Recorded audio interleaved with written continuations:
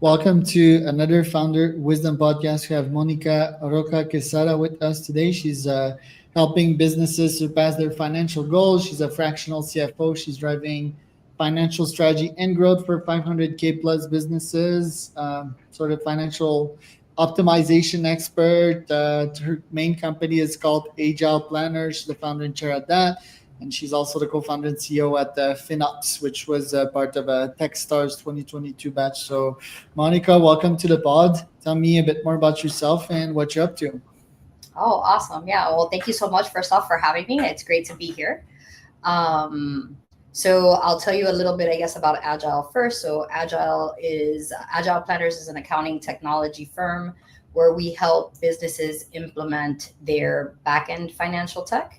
What we've noticed is we live in a world where, most people are using, 12 to 15 apps in their business, particularly if they're e-commerce or have any type of complexities in that nature. They're using multiple payment processors, selling on multiple different channels, things of that nature. And that's actually how FinOps was born, right? FinOps was born to solve the need for integrations of the technical backends, right? So as an accountant, I like to see data in a certain way, and I wanted to simplify that process.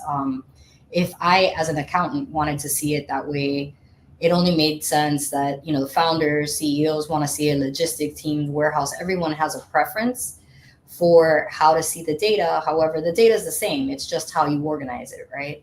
And so FinOps was a platform that was built for that. Ooh, you're muted. Interesting. And you've been an entrepreneur for the past decade now. What prompted you to actually start that tech-oriented business? Actually, well, I'm actually a 9-time founder at this point. But I've been in the accounting background. I'm running Agile for the last 12 years, I want to say. What prompted us to get back into like the fintech is really trying to solve one problem that is such a large, pervasive issue. However, everything is really disconnected in how we look at things. And sure, there's other platforms that will connect multiple services, but they're typically in the same genre, right? Like, so you're looking for sales on one side, you might be looking for cost in something like Motoric. Like, there's a bunch of different things, but there wasn't one uniform platform to look at it, and that's what we were trying to solve for, right? Like, it's interesting because it's everything changes so fast in the world we live in now, right? Like, as accountants, before everything was so traditional, you only did things one way, and now there's so many different applications in order to be able to streamline what you do every day that you almost can't stay on top of it at this point, right? Like, by the time you start looking into resolving one issue, there's 3 different platforms that have popped up to solve that same problem. How did that one do? FinOps still in activity? Has it been growing? Has it fulfilled your tech business, tech startup expectations? So yes, FinOps is still an operational platform. We're actually looking at possibly working with different other platforms to be able to bring something even more robust to the market right now. What we realized is it's a lot of data. It's a lot of data to, like, even right now, to run a business, just looking at all of the metrics, right? We see that with small business too. I often tell people, no one starts their business to do the back end accounting, right? Like, no one ever is like, I'm so excited for my bookkeeping, right? But the data is, how do you make better decisions, right? How do you move the needle in your business if you don't know what's happening? And nowadays, with how quickly things happen, the faster you know what issue is happening, the easier you can resolve it. And so we're expanding on that idea and revamping. And I believe you ran that one, or is it Agile Planners with your husband, Walt? Is that like a challenge? Is that something that you would recommend to other entrepreneurs? Is that something doable? We've run multiple businesses together. We actually work very well as a team. We often joke that that was our first venture together, right? Is our marriage. He is my preferred person to work with. I feel like when you're able to work with someone that can almost finish your sentences and knows exactly how you like particular things in work setup, right? How I organize data, how he's a software engineer. So for him, the way that I organize the numbers is how he organizes code, right? So we work very well together. To answer your question, do I recommend it for everyone? No, no, definitely not. I would recommend it only if you have great synergy in both your life and work life. Right. And the business owners that you serve most of the time, what is their number one problem? Once they start using your services, is it like a total mess, their numbers? They're not like numbers oriented. Like, what mistakes do you see most uh, business owners make when it comes to their finances nowadays? So that really depends on what industry they're in. If we're talking about e-commerce clients, most of the time it's getting useful data as quick as possible in order to be able to make any changes that are needed. When we talk about service-based industries, that's a little different. Sometimes with them, it's more we work with them more on still getting visibility and understanding the numbers, but typically for them, it's more of a cash flow, trying to make sure that they understand. What we're seeing a lot now is business owners that the companies are growing so quickly that they're running out of cash, right? That is a problem that we're seeing. Having to access to capital is a big thing right now, getting loans, things like that. So making sure that things are set up, that your finances and your financials are set up in a way to optimize that is definitely to their advantage. What has been your challenge in growing that business, specifically the Techstar one? What have you gone through so far? Um, Definitely, I would say go to market and understanding how big the problem is, right? Like, so it was interesting in being in Techstars as we did a lot of the calls that we were on when we were trying to solve a problem. We were getting a lot more feedback of how much bigger it is. The bigger the business, the bigger, the more challenges they were having in the data, right? So we started out to solve for businesses that were within 1 to 5 million, and we ended up really realizing that we were more set up to handle businesses that were 50 million plus, right? So we were trying to solve for one data set, and it was completely different the impact that we could have. So that's kind of what has gotten us back to the drawing table, right? To like really look at it from a different perspective. um, Also, you know, tech is, by the time that we build a connection, they've revamped APIs, things like that. So it's an ever changing landscape, which is also kind of challenging, but it's never boring. So that's Interesting. And how's been Techstars for you? Has it been a positive experience? Would you recommend going in such an accelerator as a SaaS? yes, Techstars was a great experience for us. It was interesting. I was probably the one that was least prepared for what that experience would look like. It's like being in a Techstars accelerator is, I mean, it's the most exciting 13 weeks you can have as a founder, honestly. The education, the content, the way that they develop these programs. We were part of the inaugural Miami cohort, and it was an amazing experience. What I will say about that is, in hindsight, I wish I would have been more prepped for what it was. And I don't think that there's a way to do that. To be fair, right? Like you don't know what you don't know going into an accelerator. But do I recommend the experience? Absolutely. Being part of the Techstars network has been amazing for us. Very cool. And AI, during the time that you were there, I believe like ChatGPT was just becoming a thing. Are you seeing AI revolutionize your niche? And for example, how people could use AI to better their accounting, have a better look at their numbers? What are you seeing in that space? So it's a really interesting time.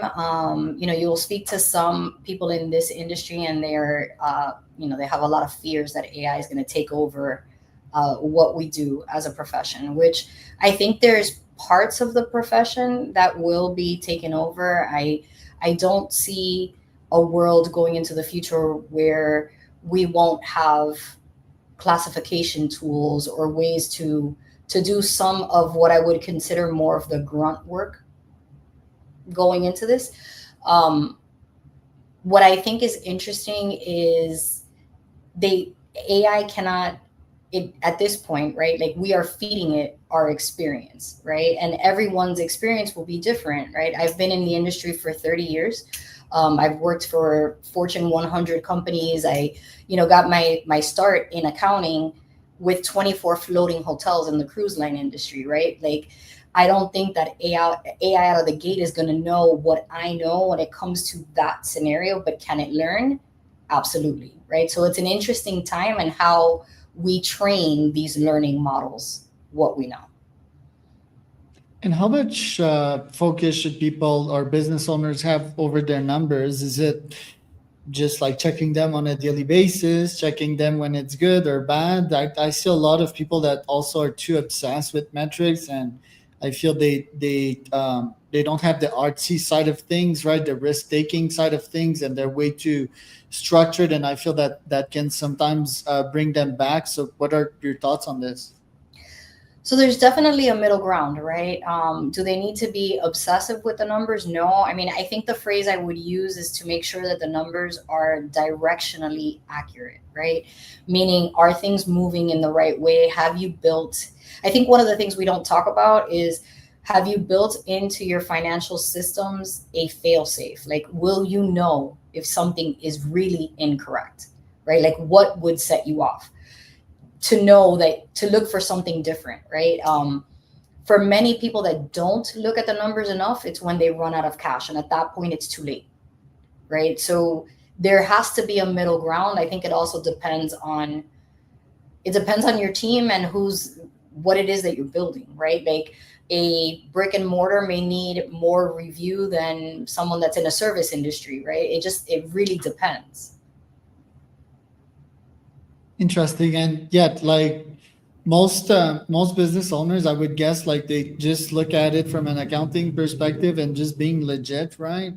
I don't think like most people are numbers focused. What are metrics that you would look up for, not necessarily just in e-commerce, but agency side of business or your own SaaS, right? Like what are guiding metrics for you? So it really depends on, so that's a really great question. And it also, there's going to be metrics that we always look at. For instance, what we find a lot of time is that people estimate what their costs are. They're really not truly in alignment, what particularly in e-commerce business, right? There'll be things that are floating around that should be part of cost, which can totally derail your pricing models, right? At the same time, there's it's are you looking at what your total overhead is, right? Like what are the things, like are you looking at your run rate, right? How quickly are you burning through your cash? Do you have resources to be able to inject cash? Like a lot of times people have a worst case scenario plan, but what about a best case scenario plan, right? Something that you're selling goes viral on TikTok. What if you need more inventory? What's your plan for that, right? So it's not just looking at your numbers from a compliance standpoint, but also for a future point of view, right? Like where am I going? How am I going to get there? And how much money do I need to make that happen? For this year, what are your top goals, financial wise, business wise, but also personally? Um, Business wise, we are revamping almost everything we do to be more inclusive with AI, from our day to day, not just our internal processes for how we have client delivery, but also for administrative function, right? Like what can we automate, integrate? What can we do better, faster? That's what's on the goal for us this year. And I think what's interesting as a B2B um, company is that we tend to do that for other businesses and we don't stop to do it for our own, right? So it's like the saying, the cobbler's son has no new shoes, right? Like we don't look at our own infrastructure to see what we can be doing better. So that's definitely a focus this year for us. And on a personal level is, we've been doing this for a long time, is to really make sure that it's not just about achieving certain things, but are we enjoying the journey? I think sometimes too we get really caught up in what we're building, what we're trying to achieve, and we don't stop to evaluate whether it's still fun to do those things, right? And it should be. We should. For me, my businesses are part of who I am, right? And so I often will go to a restaurant and I'm talking to the general manager, I'm talking to the servers about the point of sale. I want to understand what's happening on the back end, right? It's so integrated into who I am. That's still fun for me. I always want to make sure that it stays that way. You feel that the American dream is still alive as someone that immigrated in the US? I do. I think it looks different than what it was before, right? I think things have changed, but yeah, I mean, this is a I was actually having a conversation with someone the other day where we were talking about how entrepreneurship may not be the right course for everyone, but when you are looking to change the world and how things are done and how quickly the tech landscape right now is moving, it is a great time to be active and have these types of businesses, right? Like, I mean, look at how quickly, I mean, like ChatGPT has changed. ChatGPT has been around now. We're going into year 3, and look at how much it's changed the day to day of almost every business. Yeah, it's crazy. You believe that there's gonna be like a UBI once AGI is achieved? Do you think there'll be an option for people to select if they're gonna be an entrepreneur or not? I tend to not think so. I think everyone will be an entrepreneur soon enough with AGI kicking in. I think entrepreneurship is just surviving and evolving. While being an employee, this model won't last for long. What do you think about that? Um, I'm not sure that I would agree with that because I just don't know if everyone they there's so many facets to entrepreneurship that I'm not sure that it fits into everyone's skill set, or meaning everyone's zone of genius, right? I don't know that people will be, I mean, perhaps if that's what they know, the newer generations will be born into this. This is how things are done, perhaps. Um, Maybe when our current generations phase out, that'll be how it is. But I don't see that happening for another few decades, to be honest. Interesting. Well, Monica, thanks for being on today. Where can people find out more about you and your business? Sure, absolutely. They can find out more about us at agileplanners.com. And if any of the things that we talked about today, if anyone wants to talk more about those, they can just book a call with me. Absolutely. It was Monica and